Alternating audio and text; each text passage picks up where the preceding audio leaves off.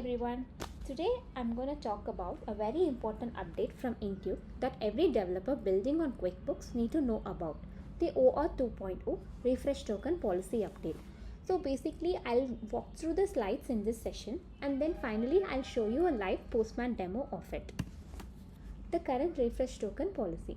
Before we get into what's changing, let's quickly understand how the refresh token have worked up till now.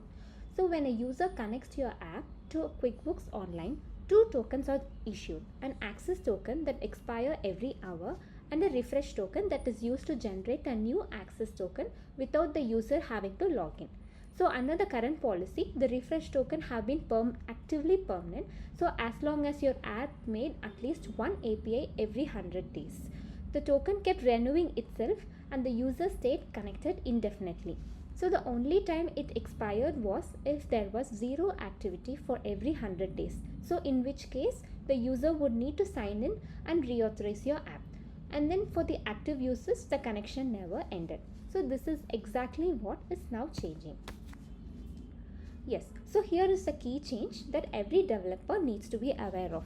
So Intuit is introducing a maximum 5-year lifetime validity for all the refresh tokens. So that is like it is on top of the existing 100-day inactivity rule. So now here is the important part. So even if your user is actively using your app every single day, even if they are making API calls every hour, after 5 years from what the token was originally generated, it will expire. So when that happens, the user must sign in and reauthorize your app. So basically it is like re-establishing the connection between the QuickBooks company and the application. So now let's talk about the timelines. So for the apps using the accounting or the payment scope, the 5-year clock started for token generated from October 2023. So the first set of those tokens will start expiring in October 2028. So for the apps using the restricted and the granular scope, say GraphQL or the payroll, the timeline is sooner. So the 5 years started from February 2022. So the first set of these tokens will start expiring in 2027. So which is much closer. Yes, so what to expect? So there are 3 things that we need to do to support this change. So first, an update to the OAuth response. So a new field will be returned in the token response that tells you exactly how much lifetime is remaining on the refresh token. So we'll see this detail very soon. So next is a new connect or reconnect URL field in the developer portal. So this is where you configure the page your customers land on when they need to reconnect your app. Third is that an update to the customer experience. So Intuit will handle the notifying your customers before their token expires so that they knew like when to reconnect it. So next, update to the OAuth response.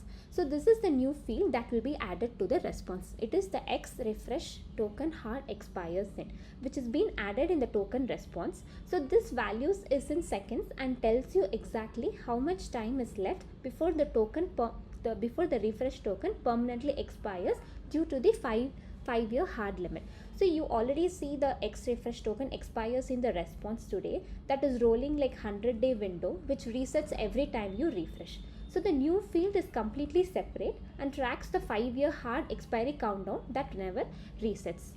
So when the value reaches 0, the token is permanently expired and the user must reauthorize from the scratch. Yeah. So this is the sample OAuth request response. So when the value reaches the 0, the token is permanently expired and the user must reauthorize from the scratch as discussed. So let me show you which look like in the actual response. So you can see the existing fields, the token type expires in refresh token and the X refresh token expires in, and now the new field highlighted in red, the X refresh token lifestyle expires in, so which is about like 63 million seconds, which works out to roughly 2 years remaining on that particular token. Let me switch over to the Postman now and show you this in action. So first let me show you what the response look.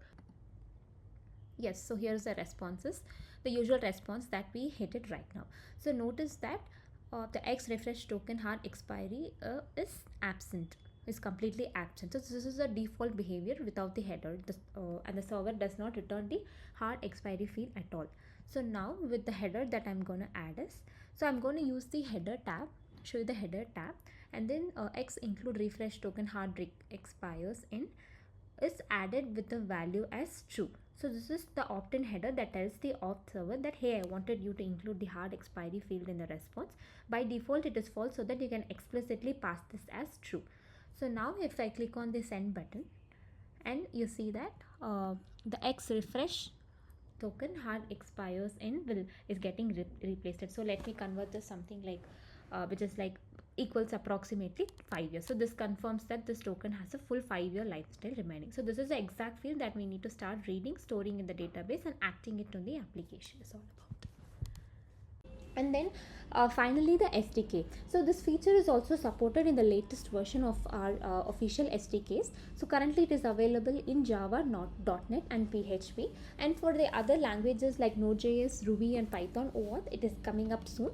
And then if you want to get more details, we can refer to the blog post as well.